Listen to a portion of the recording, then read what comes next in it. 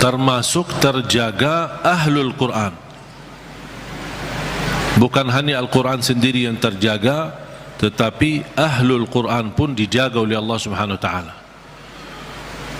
Bahkan salah satu lindungan Allah Subhanahu wa taala kepada kita melalui Al-Quran, akan dilindungi oleh Allah ahlul Quran dari siksa neraka Jahannam.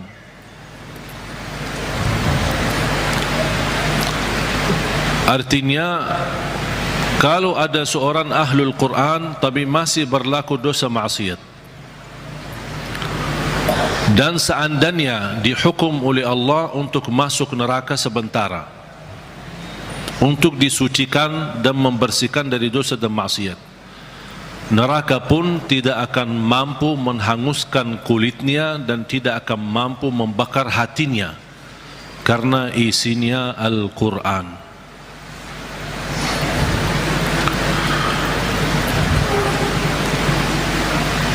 Banyak kelebihan Al-Quran untuk kita.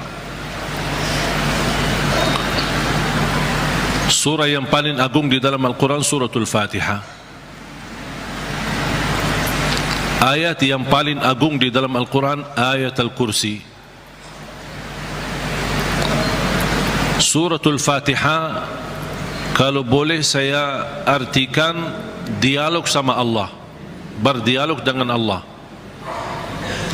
Setiap satu ayat kita baca, Allah jawab kita.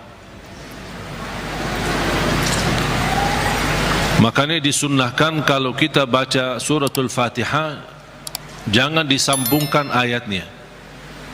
Setiap ayat berhenti. Sebagaimana dijelaskan oleh Siti Aisyah radhiyallahu anha, karena Rasulullah SAW idza qara'a al-Fatihah kana yufassiruha tafsira. Ketika Rasulullah SAW membaca suratul Fatihah, seperti dia mentafsirkan suratul Fatihah, saking pelan-pelan dan bertahap-tahap membaca ayat-ayatnya suratul Fatihah, menunjukkan beradab sama Allah Subhanahu wa taala, kehormatan, karena dia sedang berdialog dengan Allah melalui bacaan suratul Fatihah. Sebagaimana Rasulullah SAW bersabda di hadis yang diriwayatkan Imam Tirmizi, hadis itu hadis qudsi, qasamtu as-salata baini wa baina 'abdi nisfain. Aku telah membagikan salat antaraku dan hambaku, kata Allah, menjadi dua bagian. Dan yang dimaksud kata as-salat di hadis ini adalah suratul Fatihah. Ternyata suratul Fatihah memiliki banyak nama. Disebutkan nama di antara lain Al-Fatihah, Ummul Kitab, Ummul Quran, As-Salah, Asy-Syafiyah, Ar-Raqiyah, Al-Waqiyah, menyembuh segala penyakit, melindungi dari segala bahaya, gangguan, godaan, bahkan bisa menjadi ruqyah. Orang yang tidak fahami ruqyah dan sulit mencari orang yang meruqyahi, lebih baik kita ruqyah diri sendiri. Sering orang bertanya, saya tidak faham ayat-ayat ruqyah, cukup dengan suratul Fatihah. Suratul Fatihah sudah mewakili semua ayat-ayat untuk meruqyah diri sendiri, menjadi rutin dibaca.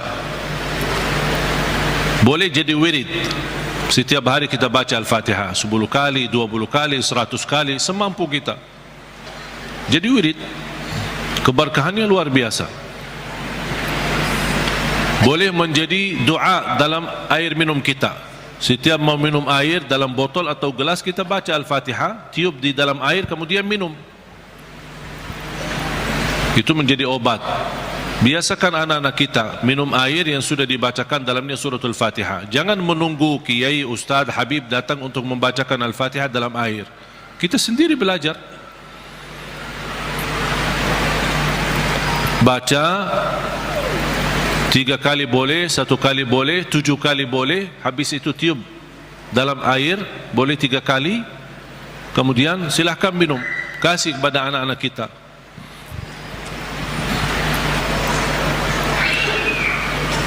Al-Fatihah sebagai obat menyembuhkan penyakit kita.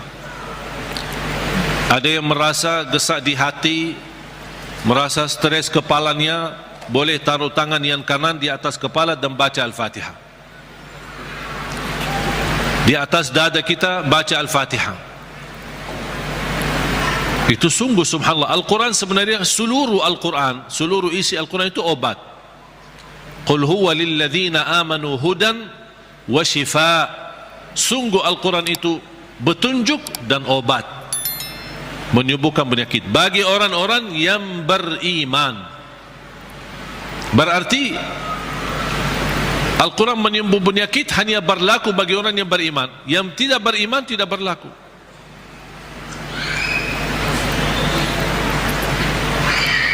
Dan banyak hadis yang menunjukkan Al-Fatihah itu sebagai ruqyah. Sebagaimana hadis Abu Musa Al-Ash'ari radhiyallahu an ketika mengobati seorang kepala kampung yang sambat sakit, kemudian dibacakan Al-Fatihah, kemudian faka'annama nashita min iqal, sampai dia sembuh seperti tidak pernah sakit sebelumnya.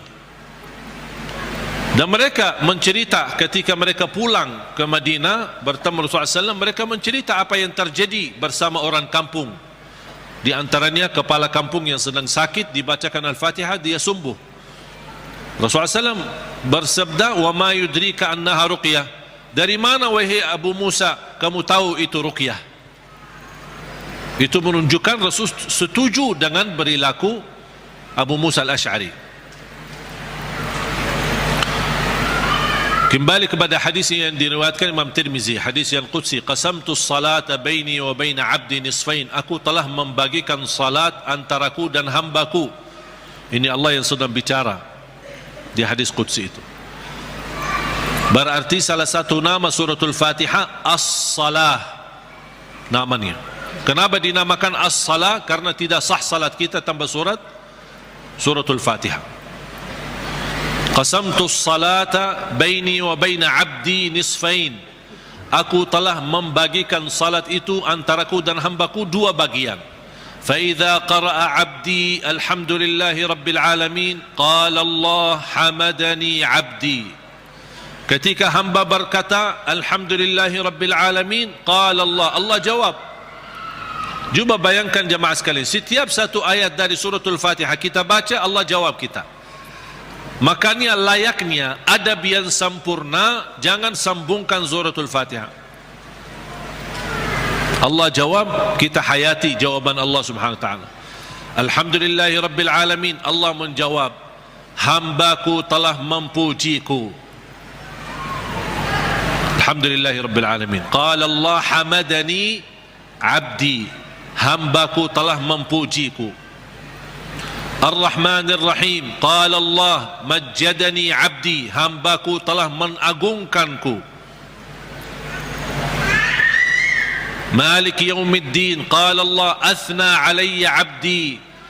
Hambaku telah memuliakanku. Allah jawab setiap ayat. Iyyaka na'budu wa iyyaka nasta'in. Allah jawab, ini antaraku dan hambaku. Na'budu itu Allah, nasta'in kami memohon pertolongan kepada Allah. Berarti ada dua bagian. Ini antaraku dan hambaku kata Allah. Ini ada bagian untukku, ada bagian untuk hambaku. Iyyaka na'budu wa iyyaka nasta'in. Dan terpilih kata nasta'in memang sangat pas.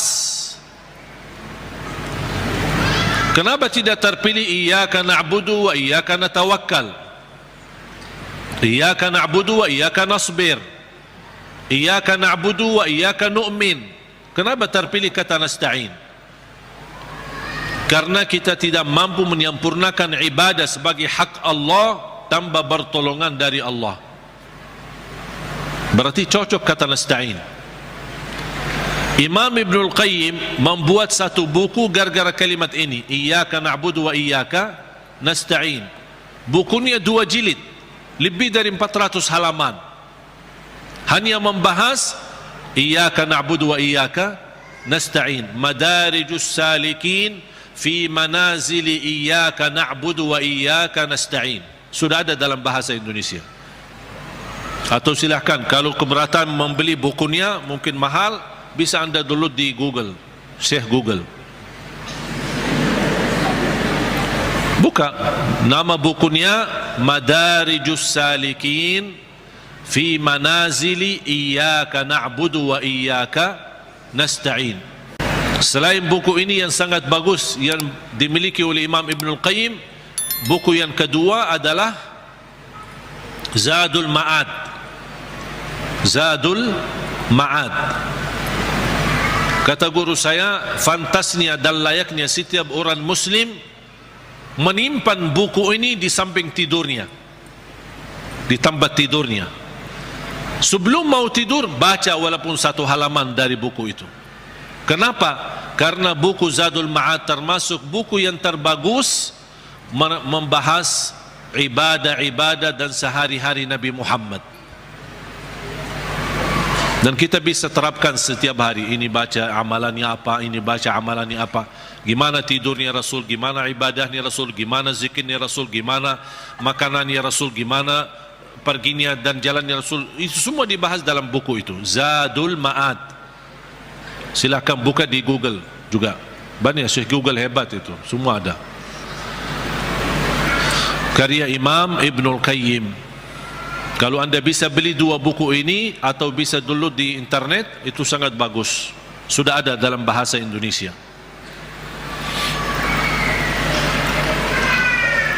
Iyyaka na'budu wa iyyaka nasta'in. Qala Allah, ini antaraku dan hambaku, dan apapun yang hambaku minta aku berikan.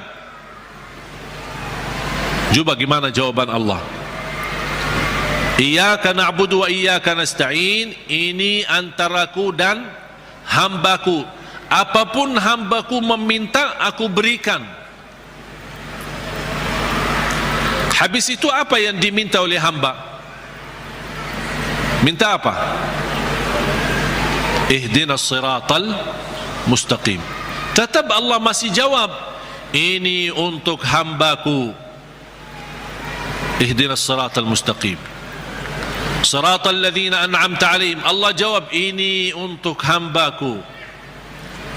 Ghairil maghdubi alaihim waladdallin, ini untuk hambaku. Artinya Allah kabulkan doanya, karena ini doa.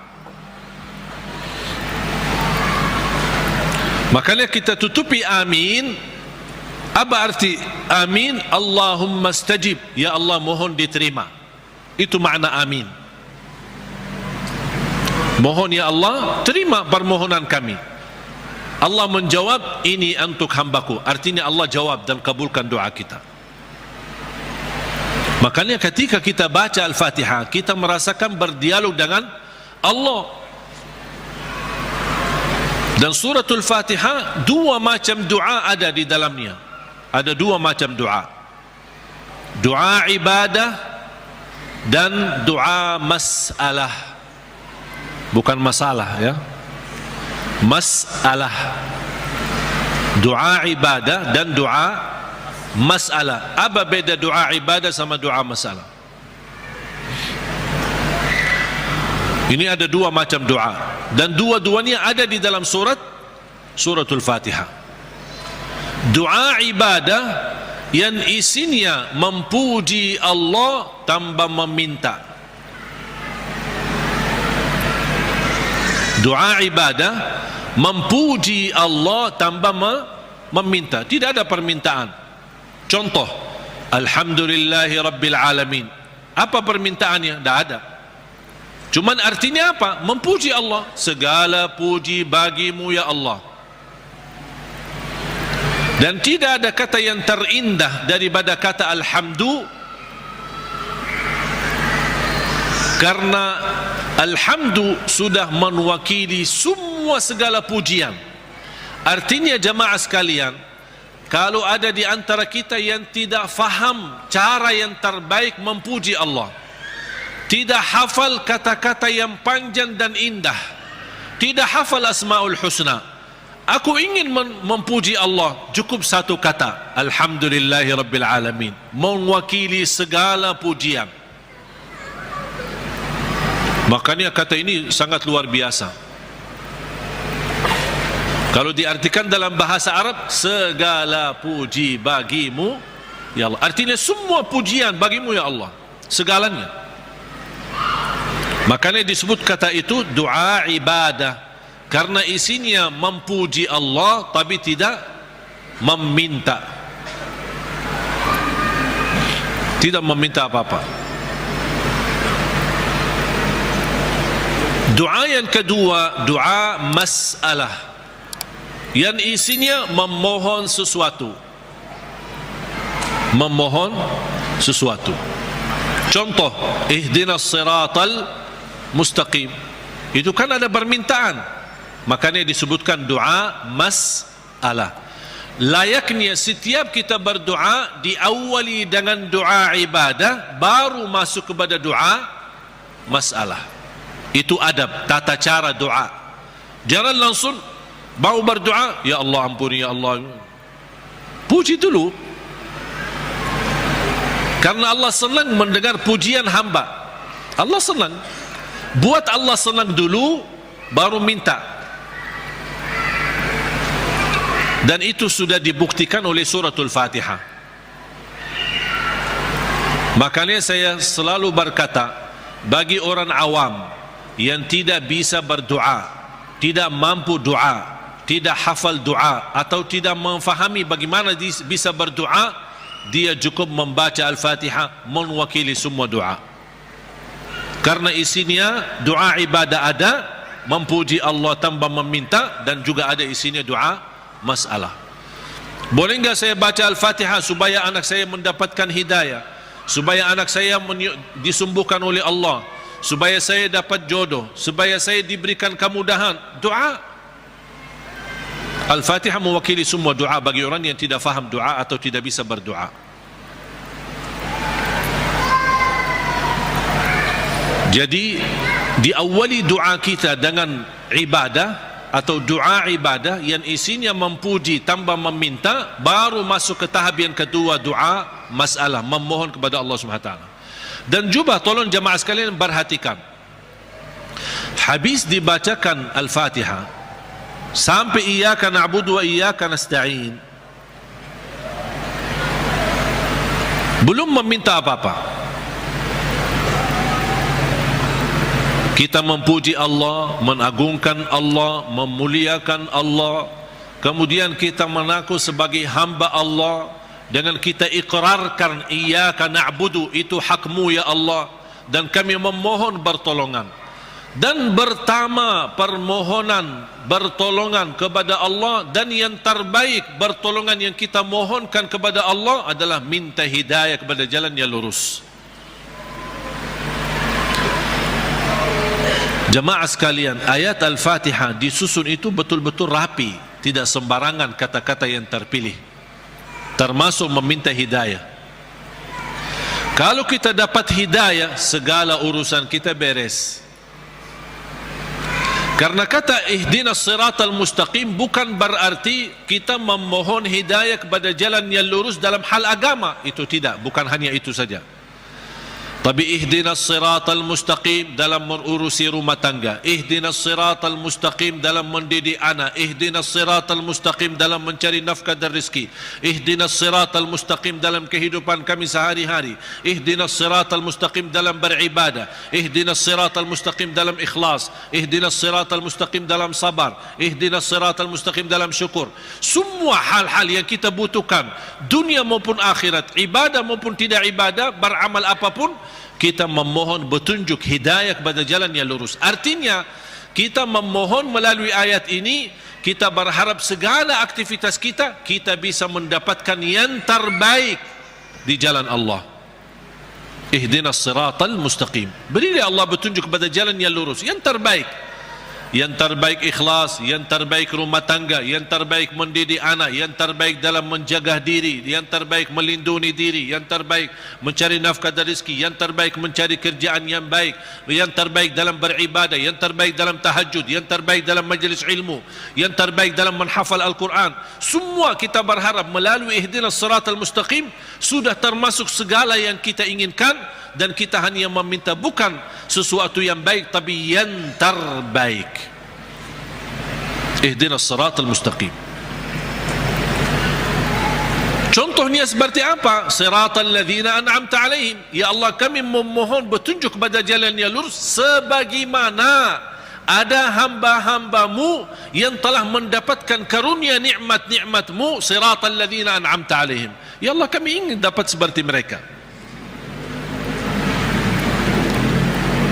Seperti Sayyidina Abu Bakar, seperti Sayyidina Umar, seperti Sayyidina Utsman, seperti Sayyidina Ali, seperti Siti Khadijah, seperti Siti Aisyah. Kita ingin seperti mereka, siratal ladzina an'amta alaihim. Janganlah ya Allah seperti orang-orang yang dimurkai oleh Allah atau orang yang tersesat. Ghairil maghdubi alaihim waladdallin. Ya Allah, jauhkan, lindungilah kami dari situ, dari hal-hal yang mendapatkan kemurkaan-Mu. Kami tidak mau. Kami mau sebagaimana hamba-Mu yang telah menerima karunia nikmat-nikmat, siratal ladzina an'amta alaihim. Itu yang kami mau ya Allah. Tapi jangan di jalan orang-orang yang dimurkai Allah dan orang-orang yang tersesat. Apa beda al-maghdubi alaihim waladdallin? Bedanya apa? Orang yang dimurkai Allah sama orang yang tersesat. Orang yang dimurkai Allah yang memiliki kemampuan ilmu tapi tidak menggunakan ilmu untuk mendekatkan diri kepada Allah. Sombong. Mereka berilmu tapi sayang sekali ilmu yang mereka dapatkan hanya ingin menunjukkan kelebihan diri, menunjukkan dirinya sebagai orang yang hebat, bukan untuk digunakan untuk mendekatkan diri kepada Allah. Dan ketua umum majlis al-maghdubi alaihim orang Yahudi. Ketua umum majlisnya orang Yahudi. Yahudi adalah kelompok atau golongan yang berilmu tapi mereka mendapatkan kemurkaan Allah karena mereka tidak pernah menggunakan ilmu tersebut. Justru kecerdasan mereka dengan kehebatan ilmu mereka, mereka menggunakan untuk susahkan umat. Paling hebat ilmu ekonomi Yahudi, paling hebat ilmu media Yahudi. Makanya sekarang mereka seluruh media itu dimiliki oleh Yahudi. Ekonomi dunia dikuasai oleh Yahudi karena mereka punya ilmu. Tapi mereka kenapa kuasai? Bukan untuk digunakan untuk kemudahan bagi manusia, tapi justru mereka menggunakan untuk kemanfaatan buat mereka sendiri. Makanya Allah murka terhadap mereka. Waladdallin, orang-orang yang tersesat yang suka mengamalkan amalan-amalan tapi tidak ada ilmunya. Kenapa kamu lakukan? Tidak tahu. Saya cuma suka itu, tapi tidak ada ilmunya.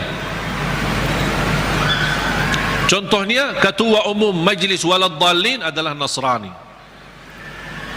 Nasrani ahli ibadah. Beda sama orang Yahudi. Kalau Yahudi ahli ilmu, kalau Nasrani ahli ibadah. Bahkan mereka menggunakan rahbaniyah, memaksakan diri beribadah sepanjang hari. Sampai ada yang mendiamkan diri di sebuah tempat yang tidak bisa ditinggalkan, tidak mau nikah, tidak mau makan daging, tidak mau makan ini segala. Ini semua dilakukan oleh mereka. Itu yang tidak ada dasarnya, berlebih-lebihan. Islam melarang kita berlebih-lebihan beribadah. Sebagaimana ada 3 orang ketika datang ke Madinah mendengar betapa ibadah Rasulullah SAW, sambil salat tahajud sambil bangkak kakinya. Kita pernah enggak bangkak kaki kita? Pernah, ketika begal, capek urus dunia, bukan karena tahajud. Bagaimana SAW puasanya, gimana SAW tahajudnya, gimana SAW ibadahnya. Ada 3 orang mendengar berita-berita Sambil mereka merasa, aduh, kalau Nabi Muhammad begitu luar biasa ibadah ni, gimana kita? Sambil ada di antara mereka yang berkata, kalau memang begitu ibadah Rasulullah SAW, saya akan berpuasa, tidak akan buka. Artinya mau berpuasa setiap hari, sepanjang hayatnya, sepanjang hidupnya. Bukan tidak makan sama sekali, tetap makan, tapi maksudnya setiap hari mau puasa sampai mati. Yang satu lagi kata orang, saya akan tahajud, tidak akan tidur. Yang ketiga berkata, saya tidak akan nikah, karena dia merasa terhina, atau merasa dirinya rendah, atau merasa dirinya tidak ada artinya dibanding ibadah Rasulullah SAW. Kalau Rasul saja yang diampuni Allah begitu luar biasa hebat ibadahnya, aku merasa malu, ya udah saya tidak mau nikah. Mengapa? Agar saya kosongkan waktu saya untuk beribadah, mendekatkan diri kepada Allah. Ada di antara mereka yang di riwayat lain disebutkan, saya tidak mau makan daging.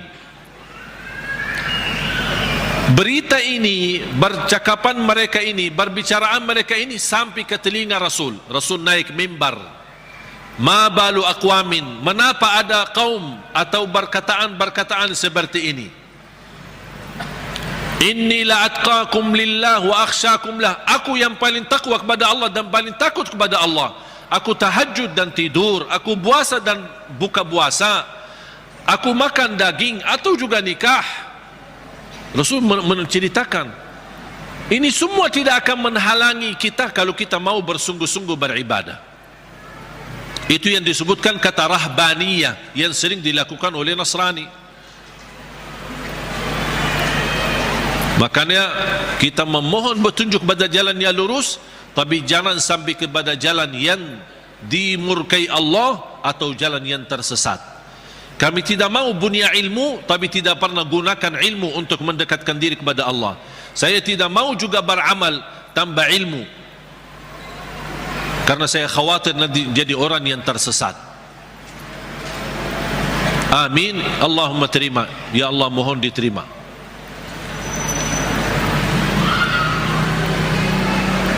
Oleh karena itu jemaah sekalian dimuliakan Allah Subhanahu wa taala, coba betapa mulianya suratul Fatihah.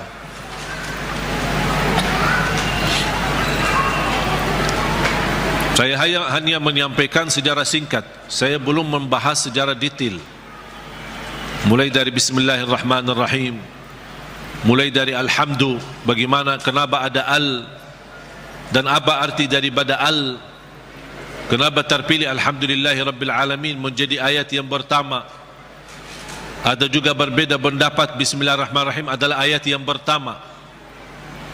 Makanya kalau sebagian ulama menganggap Bismillahirrahmanirrahim ayat yang pertama, makanya dijahar dalam salatnya.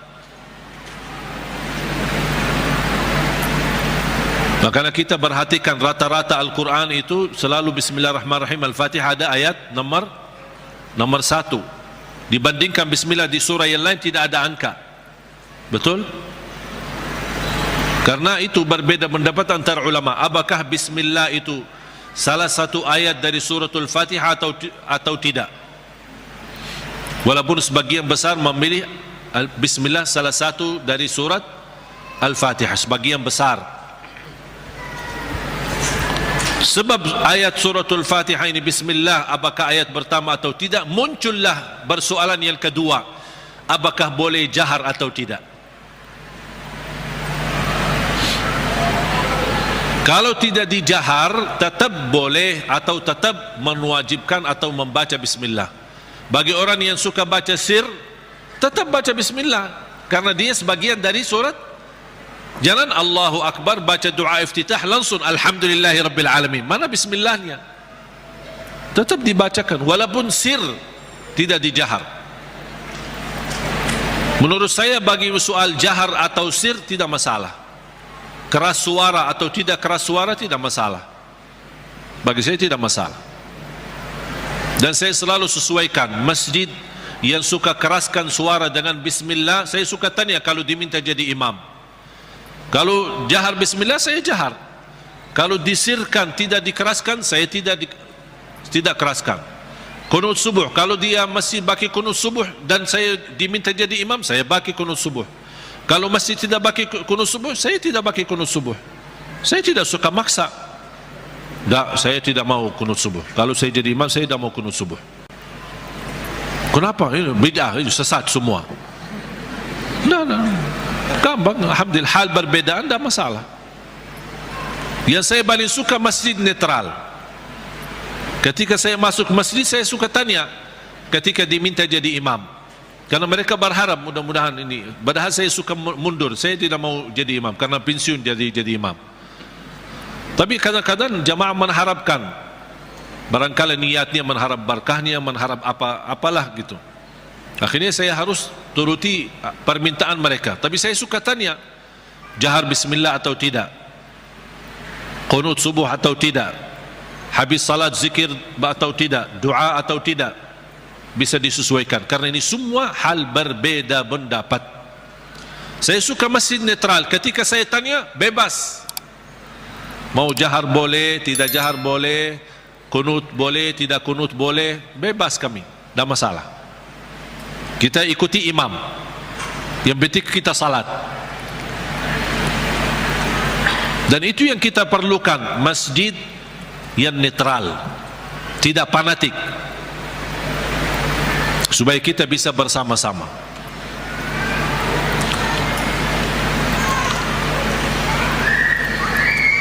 Bismillahirrahmanirrahim. Kalau kita hitungkan Al-Fatihah berapa ayat? Berapa? 7. Itu sudah disepakati. Itu sudah disepakati 7 ayat. Sekarang gimana kita bisa jelaskan? Kalau bismillah sebagian dari suratul Fatihah, gimana kalau kita hitungkan ayatnya? Ayo kita mari sama-sama hitung. Bismillahirrahmanirrahim 1, Alhamdulillahirabbil alamin 2, Ar-Rahmanir-Rahim 3, Maliki Yaumiddin 4, Iyyaka na'budu wa iyyaka nasta'in 5, Ihdinas siratal mustaqim 6. Berarti tinggal berapa? 1 ayat. Siratal ladzina an'amta 'alaihim ghairil maghdubi 'alaihim waladdallin. 1. Berarti jadi berapa? 7.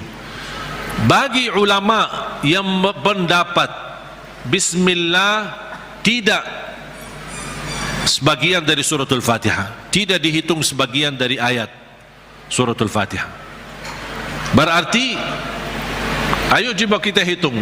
Kalau dikeluarkan bismillah, mari kita hitung ayat pertama apa? Alhamdulillahirabbil alamin 1, terus Ar-Rahmanir-Rahim 2, terus 3, 4, 5.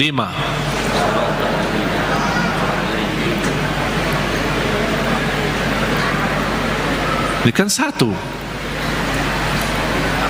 Siratal ladzina an'amta 'alaihim ghairil maghdubi 'alaihim waladdallin 1. Berarti berapa? 6. Terus 7-nya mana? Siratal ladzina an'amta 'alaihim putus ghairil maghdubi 'alaihim. Ulama yang menganggap bismillah tidak sebagian dari ayat suratul Fatihah, Siratal ladzina an'amta 'alaihim, stop 1 ayat. Itu yang menjadi yang ke-6. Ghairil maghdubi 'alaihim waladdallin yang ke-7. Karena siratal ladzina an'amta 'alaihim sudah sempurna makna. Kalau kita berhenti, sudah selesai, makna jelas, sempurna, tidak ada kaitan dengan selanjutnya. Makanya dianggap itu 1 ayat. Walaupun rata-rata Al-Quran yang kita lihat semuanya tidak ada angka di situ kan? Karena apalagi yang di Madinah yang menuliskan Al-Quran ini, salah satu ulama namanya Syekh Uthman Taha, penulis Al-Quran di kota Madinah, dia mengikut mazhab Imam Syafi'i. Makanya dia menuliskan bismillah ayat nomor pertama.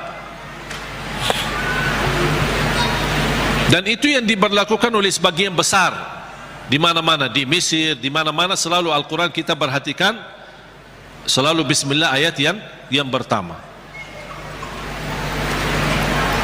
Yang saya ingin sampaikan, yang kita sudah fahami, Al-Fatihah 7 ayat. Jahar Bismillah, tidak jahar Bismillah itu tidak masalah. Yang penting kita bisa memperhatikan bacaan-bacaan kita, khususnya suratul Fatihah. Kalau bisa berlahan-lahan, bertahap-tahap, tidak sambungkan ayatnya, karena kita ingin menhayati, berdialog dengan Allah subhanahu wa ta'ala. Sudah jelas? Oleh karena itu jamaah sekalian, mari kita sama-sama belajari dalami suratul Fatihah, surah yang paling agung di dalam Al-Quran, surah yang luar biasa, memiliki keistimewaan, memiliki keberkahan yang dahsyat.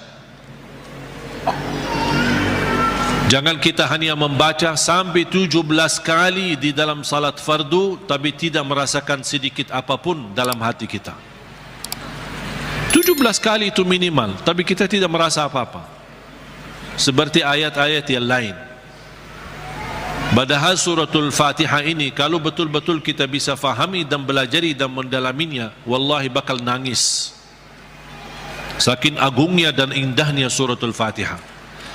Cukup keindahan di dalamnya kita berdialog dengan Allah. Kita hamba yang masih banyak dosa, yang masih kotor, yang tidak banyak kekurangan, yang tidak banyak sempurna, banyak kekurangan ikhlas kita dan banyak kekurangan khusyuk kita. Tapi ketika kita baca Al-Fatihah, Allah masih berkenan menjawab kita di setiap ayat yang kita baca. Oleh karena itu hayati Bismillahirrahmanirrahim dengan artinya dan maknanya yang segitu dalam. Alhamdulillahi Rabbil Alamin, segala puji bagimu ya Allah. Dan Allah menjawab kita, hambaku telah mempujiku. Makanya saya senang ketika baca Al-Fatihah, apalagi kalau lagi sendirian, lebih menikmati. Ketika jadi imam memang terbatasi. Kalau kita ingin berlama-lama baca Al-Fatihah ketika jadi imam, orang takut nanti di belakang fikir kita lupa ayatnya. Alhamdulillahi Rabbil Alamin, Ar-Rahmanir Rahim. Kita kan lagi hayati, jadi bingung kan. Diam sebentar aja langsung dijawab. Saya ingin menhayati, memberi kesempatan Allah menjawab saya agar saya bisa merasakan jawaban Allah. Ar-Rahmanir Rahim, Maliki Yawmiddin, Iyyaka na'budu wa iyyaka nasta'in, Ihdinas siratal mustaqim, Siratal ladzina an'amta 'alaihim, Ghairil maghdubi 'alaihim waladdallin.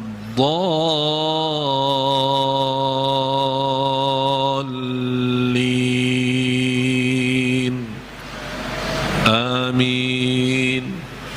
Amin sama seperti baca Yasin. Gimana baca Yasin? Yasin, gitu ya? Betul? Gimana? Yasin. Gimana baca Yasin? Yasin. Amin. Kita sering waladdallin. Amin. Apalagi anak-anak. Amin. Yasin. Sebagaimana dijelaskan oleh Imam Ibn Kathir rahimahullah dalam tafsirnya. Mudah-mudahan pertemuan ini kita kupas walaupun sedikit dari suratul Fatihah. Mudah-mudahan insyaAllah menjadi bahan ilmu buat kita untuk ke depan kita bisa menghayati dan bisa dalam membaca suratul Fatihah di dalam salat maupun di luar salat, kita bisa merasa tersuntuh hati kita. Kalau Al-Fatihah ini bisa nyambung ke hati kita, itu subhanallah luar biasa.